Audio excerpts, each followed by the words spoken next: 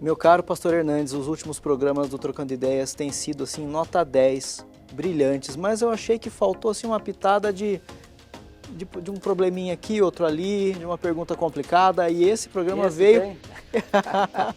Queria ver se o senhor está preparado. Vamos lá então. Quer tomar uma aguinha antes? Agora.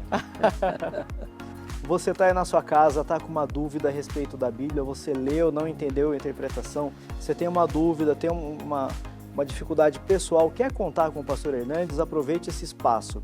Mande sua pergunta para cá no trocandoideias@lpc.org.br, certo? Esse espaço é para você. Já já a gente volta depois da vinheta.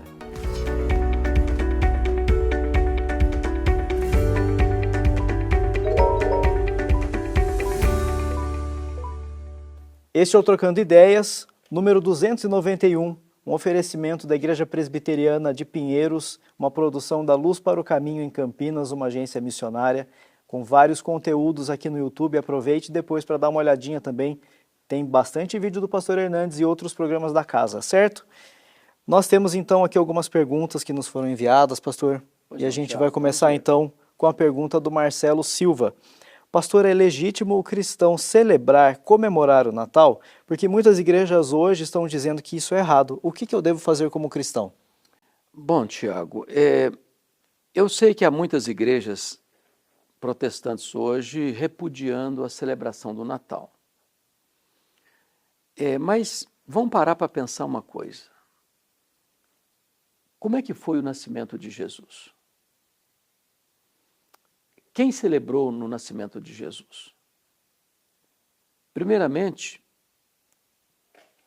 os anjos de Deus, a ponto do céu se cobrir de anjos, que cantavam com grande alegria.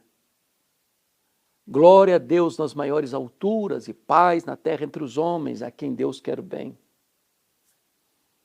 Quando o anjo vai anunciar aos pastores de Belém a notícia do nascimento de Jesus, o anjo disse: não tenham medo, eu trago para vocês boa nova de grande alegria, que será para todo o povo, é que hoje vos nasceu o Salvador, que é Cristo Senhor.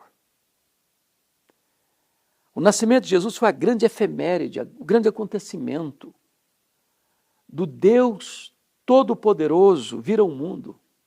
Sendo Deus se fez homem, sendo eterno entrou no tempo, sendo transcendente esvaziou-se, sendo o Rei da glória se fez servo, sendo o autor da vida veio ao mundo para morrer pelos nossos pecados. Então essa é a grande celebração. Eu não vejo nenhum problema e nenhum conflito com as Escrituras a celebração do nascimento do nosso Salvador. De contar para o mundo quem é Jesus, porque o mundo aí celebra de forma errada, com Papai Noel, criaram uma figura para tentar substituir Cristo, o garoto propaganda do comércio e tantas outras coisas. Cabe ao povo de Deus anunciar ao mundo quem é Jesus, porque ele veio ao mundo, porque ele nasceu, porque ele viveu, porque ele morreu, porque ele ressuscitou, porque ele está no trono, porque ele vai voltar. Então eu não posso entender aqueles que se opõem à celebração do Natal. Eu me alegro com aqueles que contam para o mundo este grande acontecimento. E eu sou um deles que me alegro por celebrar o Natal e tenho muito prazer de anunciar o glorioso Evangelho de Cristo nesse tempo para as pessoas. Então a igreja pode fazer uma cantata de Natal? Pode, para mim, e deve. Pode e deve. Pode e deve. Porque quem realmente vai contar a história direito é o cristão, é a igreja. É o povo de Deus. Então a gente tem que contar com isso. É o povo de Deus. Muito bem. Próxima pergunta, Marli Souza. Gostaria de um esclarecimento sobre a sedação em pacientes terminais, sendo que cremos em um Deus que opera milagres, pastor. Eu acho que a ideia que está colocando aí não é sedação, é eutanásia talvez, né? Porque sedar é uma prática médica muito comum, né? Faz parte do tratamento, né, intensivo, às vezes, né? A grande questão é: a eutanásia tem amparo bíblico ou não?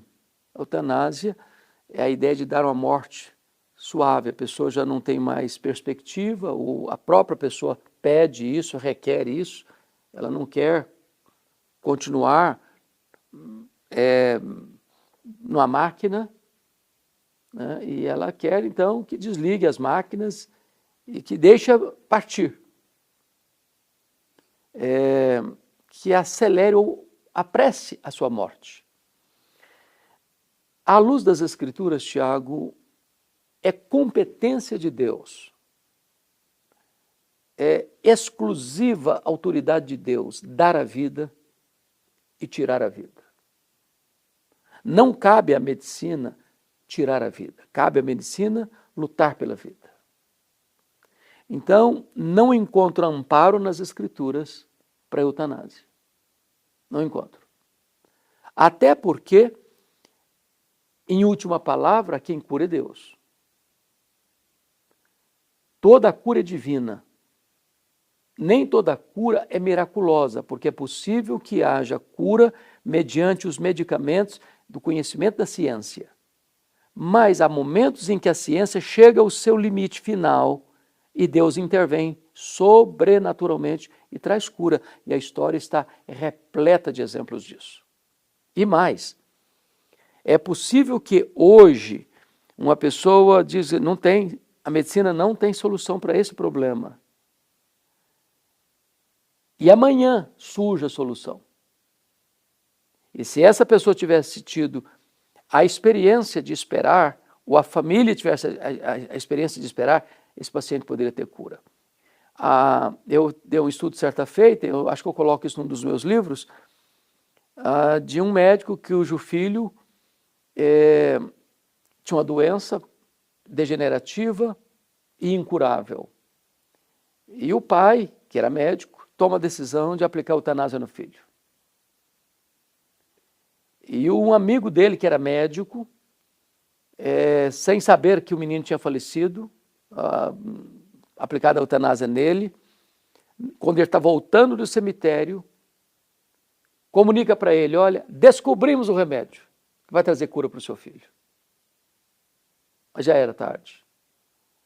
O pai tinha mandado aplicar a eutanásia no filho e o filho já estava sepultado. Então, penso eu que quem tem autoridade para dar a vida e para tirar a vida é Deus e tão somente Deus. Devemos aceitar o que Deus faz, mas não devemos apressar a mão de Deus no fazê-lo. Eu não sei se fui claro. Para mim foi. Então tá bom. Nisto cremos. Pastor Hernandes, o próximo tema é delicado também. É delicado na aplicação, eu diria, não no entendimento. Entendi. Eu acho que a base para a gente é clara, mas assim, como é que essa família, como é que a gente vai tratar com esse tema, né, em tempos que a gente está vivendo, e isso está cada vez mais eminente? É a pergunta do Paulo Azevedo. Pastor, está ficando cada vez mais difícil falar para os nossos filhos sobre ideologia de gênero. Eu já não sei mais o que pode e o que não pode ser dito. O senhor pode me ajudar nessa instrução? No mundo cheio de gêneros. Eu posso sim. E nós, pais, precisamos ter coragem e posicionamento. E eu estou me dirigindo agora a um pai cristão que entende que a Bíblia é a nossa regra e única regra de fé e prática. Nós não cremos porque a corte A, a corte B, ou o parlamento A ou o parlamento B, ou a autoridade, seja ela de que ordem for, agora diz que é assim ou que é assado. Nós temos uma convicção inegociável. Nós cremos que o que está escrito nas Escrituras é a expressa palavra de Deus. E quando você vai para a Escritura, você vai encontrar que Deus fez homem e mulher, à sua imagem e à sua semelhança. Então você vai encontrar na Bíblia dois gêneros, um masculino e um feminino. Os outros que se criam por aí, que formam um arco-íris de 6 cores, não de 7, que é um falso arco-íris, Porque o arco-íris da Bíblia são 7 cores. O arco-íris aí que eles usam não é o arco-íris da Bíblia.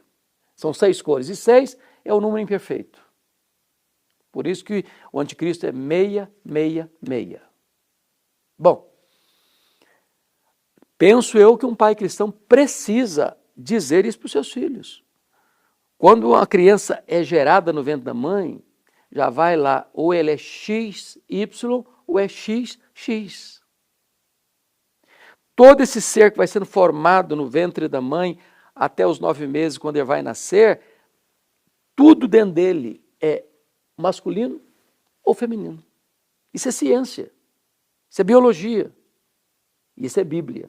Porque a Bíblia nunca está em contradição com a ciência, nem a ciência está em contradição com a Bíblia. Concordo com quem disse, a ciência corretamente entendida e a Bíblia corretamente interpretada nunca vão estar em contradição, porque tem ambos o mesmo autor, que é Deus. Então, cabe aos pais instruir os seus filhos, alertar os seus filhos, proteger os seus filhos. É simples assim. E é tão complexo assim. Muito bem. Pastor Hernandes, o pai que está assistindo, a mãe que está assistindo lá, pode contar com nossa ajuda na Igreja Presbiteriana de Pinheiros na caminhada e ajudando as crianças também? Muito boa sua pergunta, Tiago. Pode e deve. A Igreja Presbiteriana de Pinheiros é uma igreja que tem compromisso com a palavra de Deus. É uma igreja que não se capitula, não fica de cócoras, não se rende aos esquemas deste século. Nós cremos e continuamos crendo que a Bíblia não foi, ela é a palavra de Deus. Atual, viva, insubstituível. E nós pautamos o que cremos e o que fazemos pela palavra de Deus. E você que mora em São Paulo, queremos receber você lá. Pastor Arival, que é o pastor titular da igreja, eu sou um pastor colaborador da igreja, estaremos lá juntamente com os outros pastores para receber você, orientar você e dar direção, ajudar você a dar direção ao ensino, à educação dos seus filhos. Conte com a gente. Pastor Hernandes, vamos nessa então? Vamos dar um tchauzinho pro povo? Vamos lá. Até o nosso próximo programa então, hein? Fica com a gente. Até lá. Obrigado pela sua presença e companhia conosco até agora.